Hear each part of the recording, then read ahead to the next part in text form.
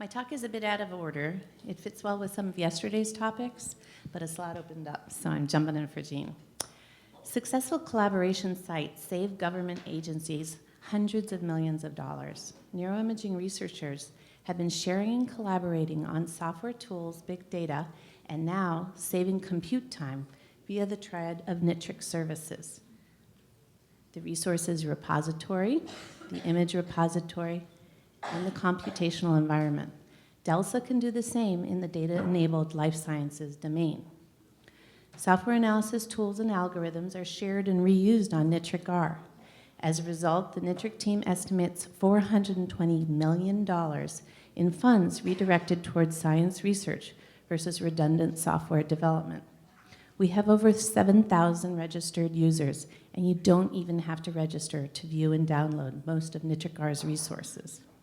With over 100,000 annual unique visitors, 82,000 monthly page views, NITRC-R is popular in the US and worldwide, with over 3% or higher following in China, UK and Germany, Canada, Japan, France, Italy, India, and Australia.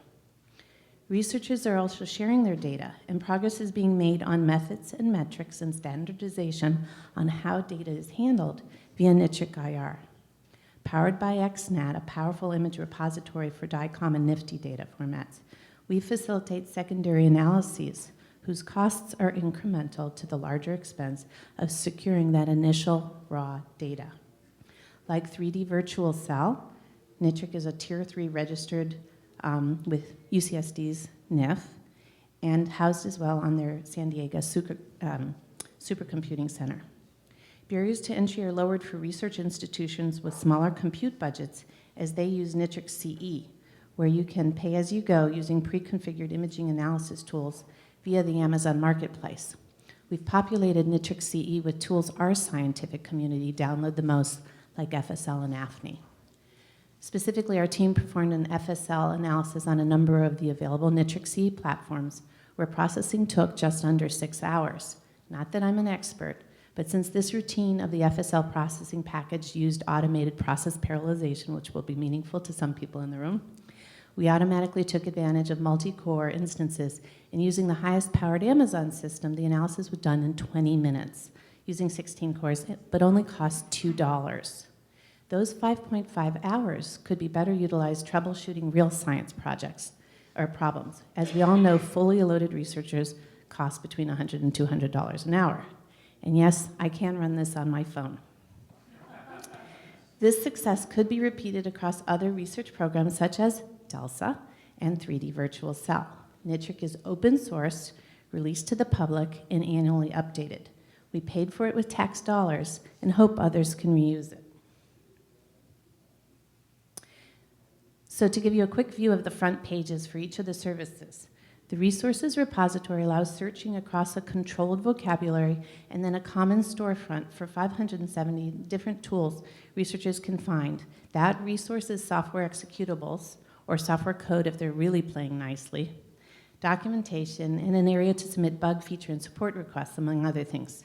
We've had 800,000 downloads of NITRC-R software and other resources. As such, we've been told that many new collaborations have occurred as researchers ask questions in the community in tool-specific forums and reach out to folks sharing their tools on NITRC. Our COR has said that he has frequently heard from NIH study sections that reviewers asked if a grant application shares their data or their informatics tools on NITRC, because NITRC has become the de facto standard mechanism for sharing neuroimaging and related data and tools. This could be the same for the quantified cell, human, and ecosystem related data, resources, and software analysis tools. NITRC-IR contains a database of thousands of MRI structural and resting state images that are bulk accessible also as well on NITRC-R. We currently have 7 projects, 3,700 subjects and 3,700 imaging sessions. We've had 200,000 downloads, and the ability to search across multiple projects via metadata, which promotes reuse and integration of valuable NIH-funded data, remains one of the most important advantages of the NITRC-IR environment for data-based image sharing. NITRC CE has two main user groups: researchers needing more but temporary computational power than available in their local environment, and by course instructors who need to deliver a consistent, easy-to-administer computational setup for short-term educational activities, like CJ and others like her in places with decent internet and maybe without the compute power that he'd prefer. Although the NITRC team doesn't add an uplift, the AWS marketplace was structured with profitability or sustainability in mind. In summary, Jean asked what we can each do for DELSA. This technology is free, and whether others use it or not now, it's an example of how collaborative sites can be successful by facilitating new collaboration, secondary analyses, reproducible science, and education. It should come as no surprise that the NITRC team developed and implemented a marketing and outreach plan, identifying our stakeholders, key messages, the audiences we wish to reach, and the tactics necessary to reach them with those messages, always keeping quantitative metrics of success in mind. We haven't had time for publications, but NITRC is cited in 670 publications in Google Scholar and counting. All right, thank you.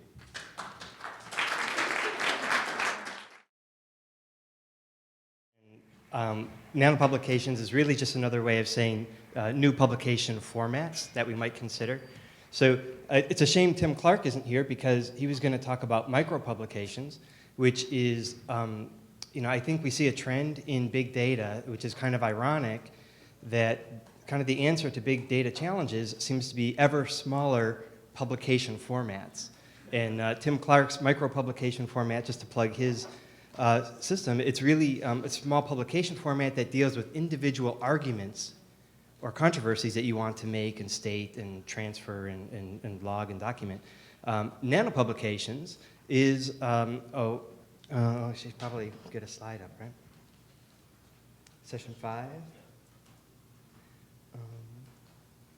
Schultes. So nanopublications, we think of as the smallest publishable unit of information. And it really is, we think of it as two essential things that are in a nanopublication. One is basically an assertion about the world that you want to make, that you think is important enough to make, and some attribution or provenance behind it. So it's what you want to say, and it's you willing to put your reputation behind it. And we think of that as kind of the smallest unit of publishable information. I think one of the reasons it's appropriate to talk about nanopublications at DELSA is because it tries to answer some of these big data challenges. So interoperability, rapid dissemination of large data sets, how do you attribute or cite or track the impact of data, and things like accessibility of data, privacy of information, the licensing of information.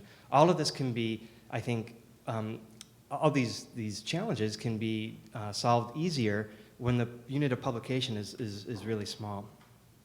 And so what does a nanopublication look like? Well, we're basically using a schema that sits on top of existing semantic web technology to formulate an attribution or an assertion and the provenance. And so what this means is that we're using semantic triples, which are subject, predicate, object combinations.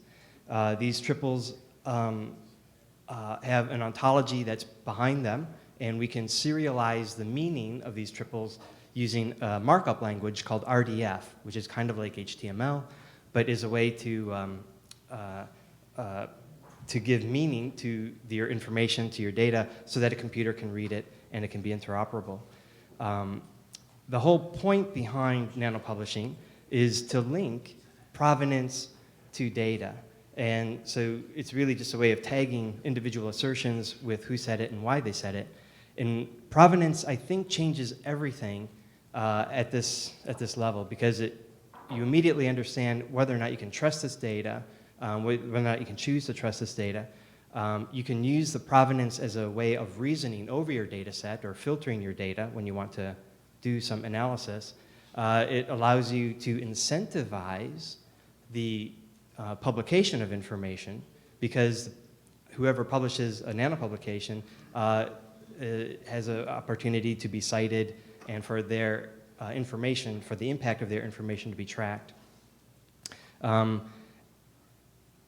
And I think the other thing that really occurred to me in the discussion yesterday was that nanopublications are a way of solving a problem that I think DELSA is struggling with, which is how do you share information in a free and open way, yet still protect some kind of proprietary or a for-profit making potential of information. So the idea would be is that maybe you could disseminate your information as nanopublications. People could reason over networks, semantic networks of nanopublications.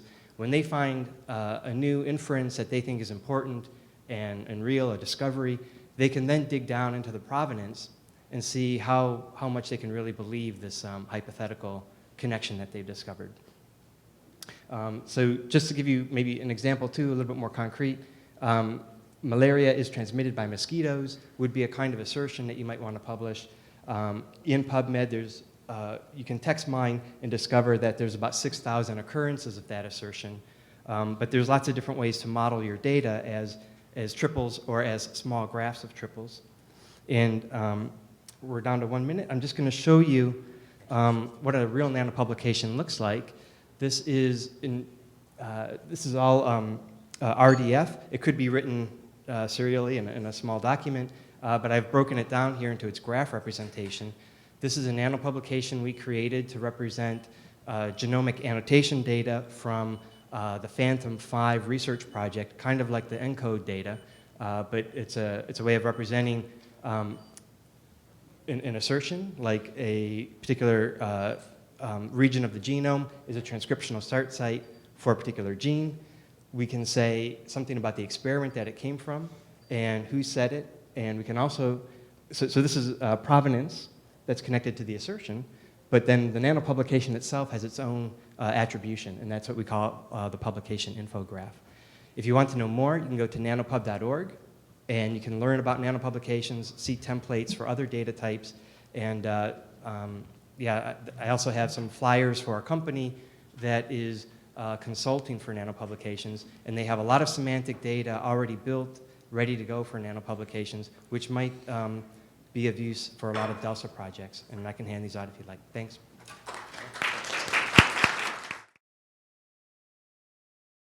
All right. Good morning, everyone. Thank you, Jean, for having me here. Basically, I put together this presentation because I was going to speak specifically just on one journal of our journal portfolios. I work with Marianne Liebert Publishing, and we publish over 75 different science, technology, and medical sciences journals. We also run some very exclusive meetings. We have very intuitive and informative online platforms that host mini e-videos. We're working on establishing our e-courses, et cetera, for our journals. One of our latest, we were talking about MOOCs this morning, and one of our latest journals that we have launched is called MOOCs Forum. Big Data is also one of them. Eugene is our executive editor. We also publish Omics, and Viral Ozdemir is the editor-in-chief of Omics. We have a significant platform that I believe, instead of just focusing on one journal today, would be a mistake, because the more that I listen to the conversations going on here in this room, the more that I'm convinced that our company can help move forward, perhaps this DELSA hub that we're talking about, or the other projects that we're discussing.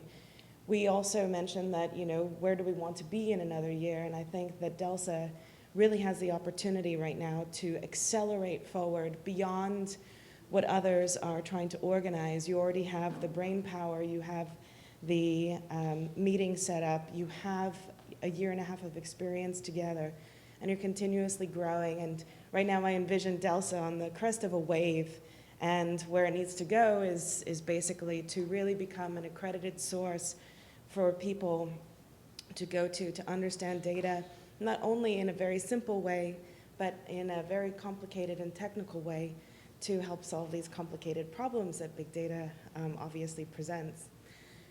So that's basically what I wanted to mention. The other thing about our journal, we just launched it recently at Strata. I don't know if you're familiar with Strata, but it's run by O'Reilly Media, and it's a big data conference, one of the, I guess, sexier ones but it still is very, very expensive to attend Strata. It's probably roughly around $2,500 per person just for registration, and that doesn't even include getting there. So what I think DELSA can truly be is a hub where it can be an educational tool, there can be courses, it can be a platform for discussion, publications, moving big data forward, and bringing some sort of order to the noise that we're currently undergoing with data. The other point I just want to make is that with our big data journal, we are publishing a healthcare and data issue in the fall. So if you are doing any interesting research, if you're doing something that's related to healthcare and data that you find should be presented, and not only to a national audience but an international audience, we are going to have the journal at Strata RX, which is a healthcare and data event. It'll also be at Strata New York, and there's another conference that we'll be at called the Big Dip, which is big pharma and data. So, which I think is a funny name for a conference, but that wasn't my decision.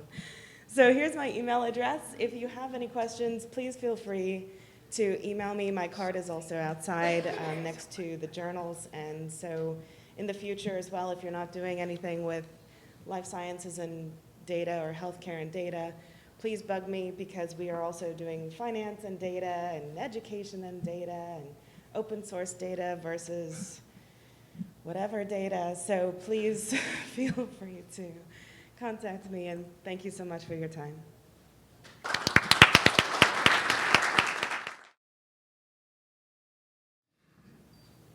So before I get started, a little disclaimer. I am an MBA, not a data scientist, so I'm approaching this from a project management perspective, for better or for worse. And the goal of this presentation is to get the ball rolling on a discussion about data management. I only have 5 minutes, 2 slides, not a lot of time to solve the world's issues, let alone DELSA's issues, but I do think this is important. I'm also going to outline a proposal for DELSA data management guidelines. So probably everyone in this room, or almost everyone, has made data management plans and are familiar with the federal government's data management guidelines. The Office of Science and Technology Policy recently issued a memo on the subject. It ups the ante and the requirements for federal agencies for data management guidelines. So we're all familiar with that challenge, but I think this is important not because of regulations and requirements, but rather because data management can help us all. Not only the people who use the data, but the people who share the data.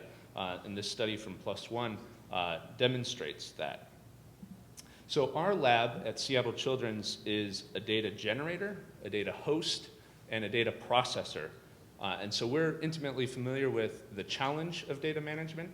And in the course of tackling this challenge with respect to our data, we've come up with some solutions, a data management policy for us, and some lessons learned. And we came up with the idea that may be relevant to DELSA, namely data management guidelines. So we see in our work that when data is restricted, knowledge is choked off. So the goal is to promote the data sharing. The keys to that are, of course, sharing and then actually using the data. So guidelines should be made along those lines. So I have a proposal, which we've drafted. It will be posted on the DELSA website following this workshop.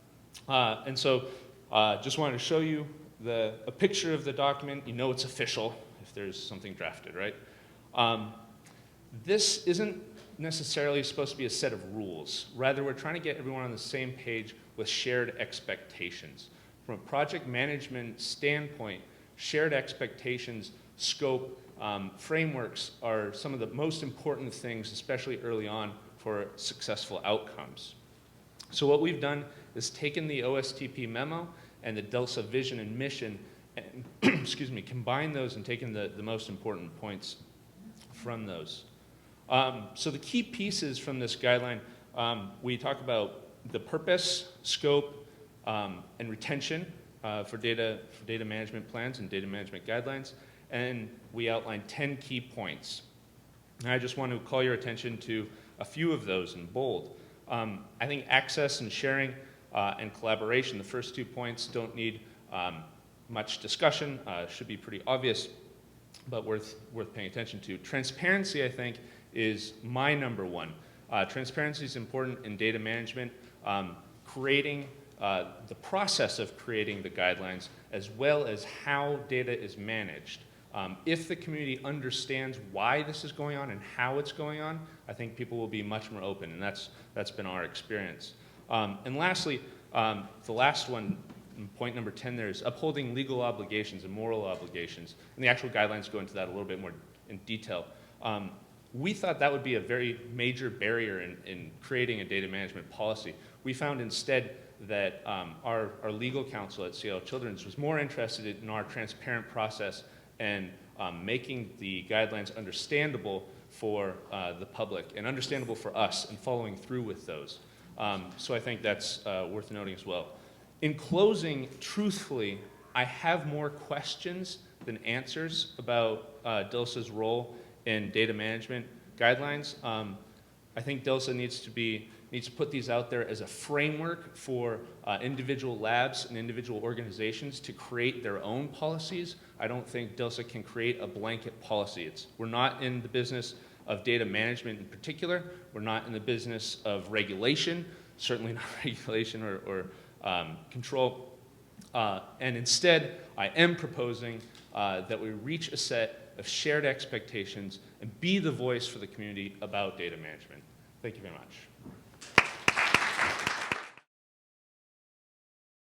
So, my colleague just mentioned the memorandum that came out from OSTP, where we need to work harder on increased data access, and I do believe that that's a big issue, and I think everybody here would agree with that.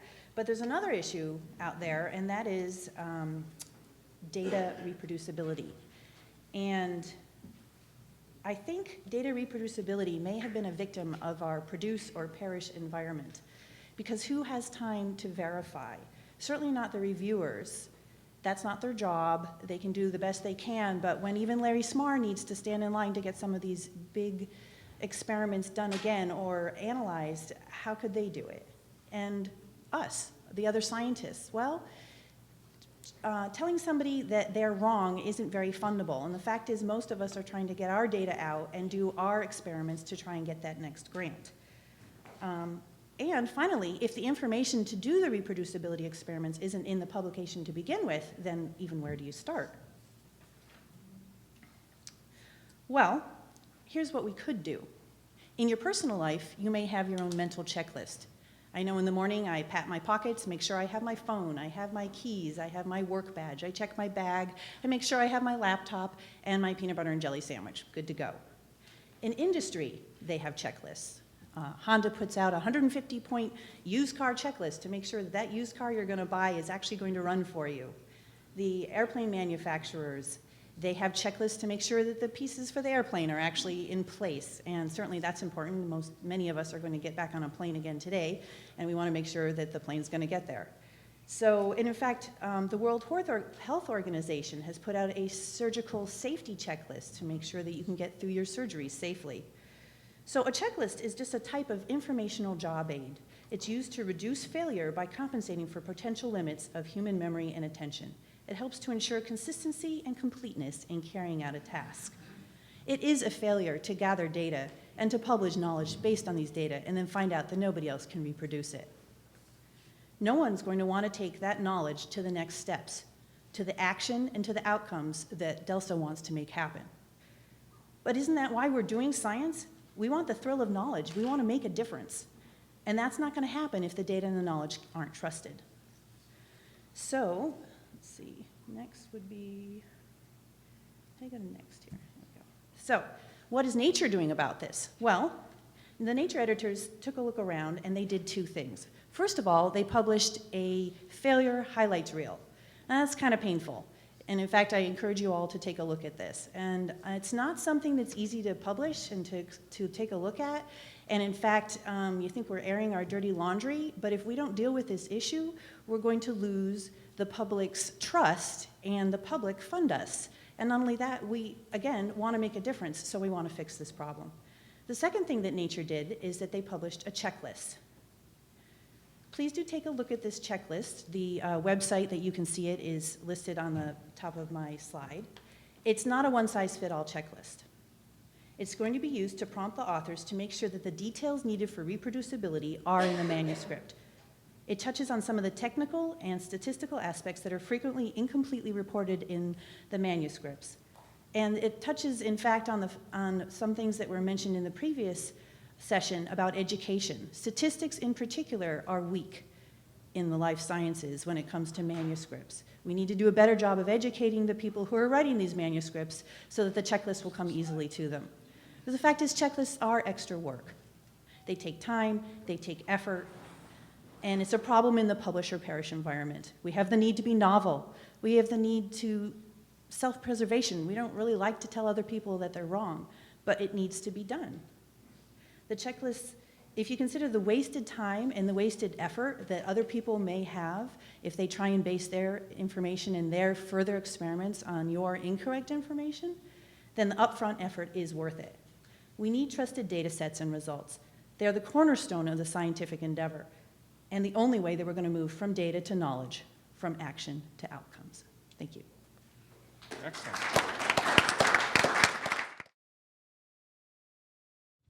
Larry Lannom, CNRI, that's the name of the organization, Corporation for National Research Initiatives, a small not-for-profit here in the DC area with deep roots in internet history that I won't go into. I'm going to tell you a short story about the spread uptake of a piece of infrastructural technology and the organizational consequences thereof, which seemed a relevant topic to this group. The infrastructural technology is the Yandl system. It's an identifier resolution system. Most people in the room probably know of it in its branded version, which is digital object identifier. It's used widely outside of that as well. It's also part of a general architecture for managing information on the internet, which I also want to talk about. It came out of a research project in the early 90s. The initial, as far as I know, the initial US-funded digital library project, which was funded by DARPA, who I worked for at the time. And that's how I got involved with it. So I was amused to hear one of the previous speakers talk about the technology change starting with defense and then going into pornography and life sciences. We seem to have skipped the pornography part. I'm not sure whether I'm happy about that or not, given the sequence, but we didn't get there. It came out of that project, was adapted in the library and publishing world. DSpace, which is turnkey library, Library of Congress was an early adapter, digital object identifier, and it was international from the start. It's primarily numeric set of identifiers for popular in Asia, so they didn't have to deal with the bad character sets, and it was UTF-8 to begin with. And that continues to grow, that usage of it. It broke out of the publisher library ghetto in the late 00s. Scientific data. The Australians were a leader in this, something called the Australian National Data Service. Max Planck, Gesellschaft, starting with psycholinguistics, but then spreading around. We're also heavy users of it now. DataCite, which I assume some of you know.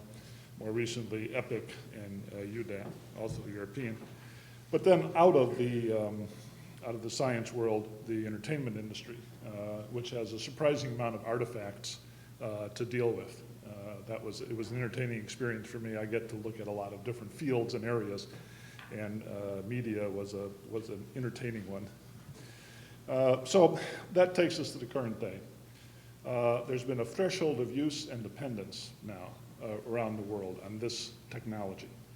And since it has a root, think of DNS, it's not just a standard or a set of technologies that we can document and forget about. There's a service associated with it. It's relatively small in terms of all the activity going on, but it's essential, just like the DNS root is essential.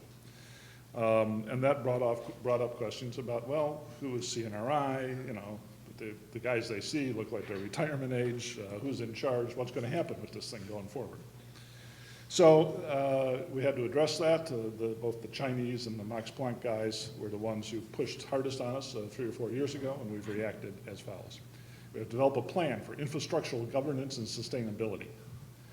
So here were the principles we came up with. We have to spread the responsibility from one group to many. We can't have single points of failure in terms of organizations. And then you have to, if there's any money associated with it, you have to have a financial sustainability plan. It doesn't have to be forever, but you have to develop these plans to take you from one set of years to the next set of years. You have to have an organizational model. I've been sitting out in the audience thinking that I started out in publishing, then I became a librarian, then I became a computer guy. Now I feel like I'm an organizational architect. More and more of my time is spent thinking about organizations than technology. You have to have long-term and short-term incentives. You have to keep the organization being captured by minority interests. It has to be flexible. I thought of the US Constitution, you have to be able to adjust it. You have to be independent. So we came up, here's the second acronym, DONA. Digital Object Numbering Authority. I don't know if that was the right word or not, right phrase. The not-for-profit being established in Switzerland. The international pushback was don't put it in the US, don't get us into DNS problems, make it international. It'll be run by a peer group of stakeholders. There's a board in place. Each stakeholder will have identical responsibilities to the top level, but then they can have their own business models. Governments will give it away, businesses will have a business model, et cetera. That's key, to have similar responsibilities going up and open it going down. And it'll be in place within a few months. That's C. All right, so it's an interesting session. I think we went from some specific ideas and technologies to some general considerations for how to deal with big data. And so with that, let's get some questions and discussion going.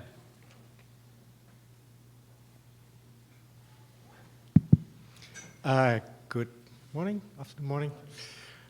It's night for me, so. I have a question actually 2 questions for Erik about Nano-publications. One is, how can researchers get credit for doing Nano-publications, and instead of just having on their, for their evaluation, having their grants and their publications, paper publications, how do we put Nano-publications in there? The second one is, during your talk, I tweeted about Nano-publications, nanopub.org, and I will reply back about research objects. What's the ecosystem around Nano-publications? So how does that fit in within a bigger ecosystem of where do we put the data? How can we access the data? Is there anything set up, or is there anything that we can already use? Yep, so great questions. And I think one way to kind of address that is to consider where we've come from in the past. So, I think if you go back 200 years, 250 years, science or intellectual activities were the domain of a few well-to-do, independently wealthy people, and they would sit around and, as a hobby, want to disseminate some ideas or some new information they found, and they would do this by writing an article that would be published as either as a one-off kind of publication that they would share with their friends, or as some kind of publication format like a journal article. And that worked fine, and it's a legacy that we inherit today, and we are still committed to long-form narrative descriptions of our work. And if you're doing boutique science, if you're doing one-off experiments that generate a small table of data, it still works fine. But then if you're into an era now where you have high-throughput technologies producing enormous data sets, something has to change because there's just too much information. And that's sort of one level. The other level is that just the number of publications and just the size of the scientific economy has grown so rapidly that even experts can no longer keep up with the articles that they need to read. And so something has to change. And what you're seeing, I think, is an emerging ecosystem of solutions Nanopublications is just one element of this. Micropublications is another. I think the next 5 or 10 years, there's going to be a whole lot of new ideas about how to disseminate information. And so, but this will affect things like peer review. It'll affect how we measure scientific impact, how we promote people within institutions based on their scientific impact. So specifically about nanopublications, we all may produce nanopublications in the things that we write, but also in the data that we produce. And all that information will be machine readable as nanopublications and accessible. So you could do a query for your nanopublications. How many do you have? How original are they compared to the nanopublications that are already out there? We can measure these differentials of these impacts. And it would take a 10-year committee, I guess, to be open-minded enough to look at that. What might help that process is that we've been talking with Thomson Reuters for about 1.5 years now, who are very interested in developing impact metrics for nanopublications. And I think if Thomson Reuters makes a move on that, then a lot of 10-year committees will automatically follow along. Okay, thanks. Yeah, so it's big. Oh, a big part is the social thing has to be done, and it's been interesting to also go through literature and basically using machine reading, to actually get information out of text publications and translate that into nano publications as well. So you can reason on that. Yeah. Yep. Cool. I have a couple different questions for Erik also. One is, what is a citation of a nanopublication? If a computer retrieves one triple, is that a citation? Or if a person cites it in an article, is that a citation? Do those kinds of citations have the same weight? What are the other space of possible citations? And how do you, if I was a tenure committee, I think I'd give a little more weight to the latter kind of reference.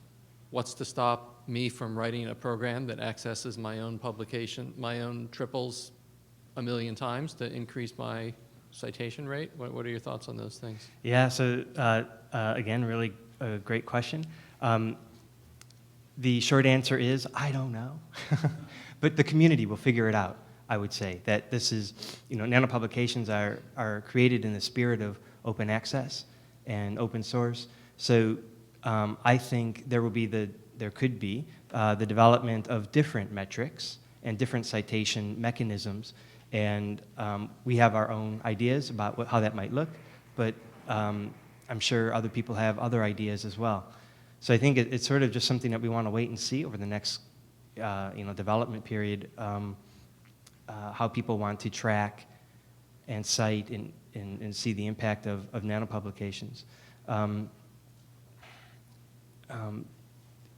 The system could be gamed for sure, so I could figure out ways to exploit the system to show my great prowess in nanopublishing, but then I think that immediately sets up an opportunity for other people developing algorithms to say, hey, this is a very inflated nanopublication record. If you look at it from a different point of view, from its originality or its impact, then you might get a very different metric on that.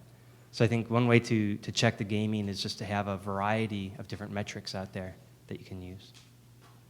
Yeah, it's tricky. Related question is just what's the state of the nanopublication infrastructure? Is it all working now? I hear some research questions there. Are there other research questions? What parts are working? What parts are less stable? Yep. So just so it's clear, I think the idea or nanopublication itself as a term was coined in about 2009 from my boss, Baron Mons, at a meeting. So it's a relatively new idea. At LUMC, where I work, we've been trying to develop data models as nanopublications and developing some of the infrastructure for that. So at nanopub.org, we have a prototype validator. So if you were to write your own nanopublication, you could just cut and paste it into this web form, and it will come back with a series of checks on the semantic level and the syntactic level, with respect to a set of guidelines documents that we've written to see if your nanopublication is conforming to those guidelines. There is this large research project called the Open Facts Project. It was mentioned earlier yesterday. This is a 3-year, 20 million euro, 22-member project to build semantic data sources for pharmaceutical research. And inherent in that proposal was that the data was to be exposed as nanopublications. And so around the OpenFacts project, there's a lot of different tooling that's being developed to support the infrastructure. But it's still new and it's still open. And I think if anyone has an interest in contributing ideas or tooling, now's the time. It's a very dynamic thing. I think no one has a set idea on how this should look yet. So, Just want to weigh in on gaming the system. Because for NITRC, when we first started out, we thought number of downloads was going to be the key parameter for deciding whether, a tool is popular or not. And we found a few people trying to game the system and, increase the downloads. So we put in other things for people to evaluate based off of the freshness of the data or the freshness of documentation, reviews, where people could weigh in that way. So I think in the same way, you see someone start gaming it, you find other ways to verify whether this is valid and meaningful to the scientific community. Well, not to spur everyone's dissatisfaction, but I've got 3 more questions for Erik. First, Erik, I'm curious, are you basically leaving it open-ended how someone wants to implement their triples with the provenance information, whether reification or quads or whatever, or are you mandating a specific way? So as part of the OpenFacts project, we've had 2 workshops convened with the partners, the interested partners, to hammer out a guideline document that is an OpenFacts guidelines for nanopublishing. That the schema that we've developed for nanopublication, so it's a semantic level description of the nanopublication, and a guidelines document is available at nanopub.org. Okay. The current document that's there is going to be revised in the next week or 2. So the schema and the structure of a nanopublication is changing still. Yeah. Okay, Jean asked me to hold my next 2 questions for the longer discussion. Absolutely. Yeah, I think to get some thoughts, I think from the general group. Last session we had, what do we see as some of the maybe 10-year kind of horizons and goals, and maybe we could, come across the table and share some thoughts on how, DELSA could participate in actually making some systemic change in the world. Yeah. Well, I'm kind of a very concrete person, and so the group that I was involved was the outreach to the general public. And one of the things I'm hoping DELSA can do is to develop a plan on how they're going to reach the public, what messages they want to say to the public, who in the public is important to move that message forward. I think there was a lot of discussion about education in K through 12. Well, how you're going to approach them and what you're going to say to them is going to have a very different, vehicle, sound, and approach than if you were approaching, let's say, physicians. Whereas approaching physicians is going to be much more difficult, but might have more immediate impact. So I think those are the kind of things that DELSA needs to very seriously consider over the next 6 months and year, because how you approach them also needs to be thought through when you approach those partnerships. When you're looking for funding, you need to be able to explain to them, all of that information. So I guess from my point of view, the next 10 years would see a new way of communicating ideas and data in science.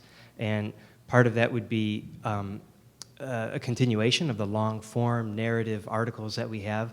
I think all the rich, nuanced arguments will always have a place in that publication format. But there would be this rise of a whole other ecosystem of formats that are recognized as legitimate and useful and powerful, and that researchers would routinely be finding nanopublications that are related to their own interests and are aggregating them in interesting ways and following the leads on that.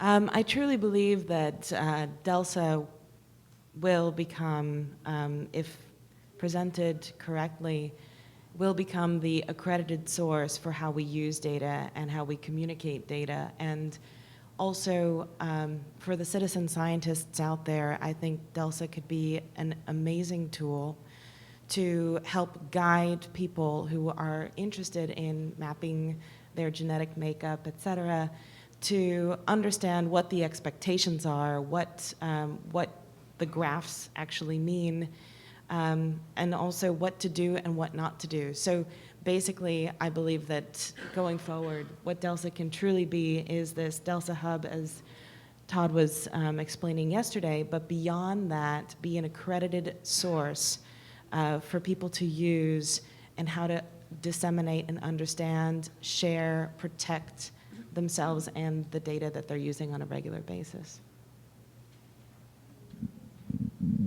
So 10 years is an awful long time to prognosticate, but I think my view would be, what is DELSA really good at? So keeping our feet on the ground a little bit in the 10-year view.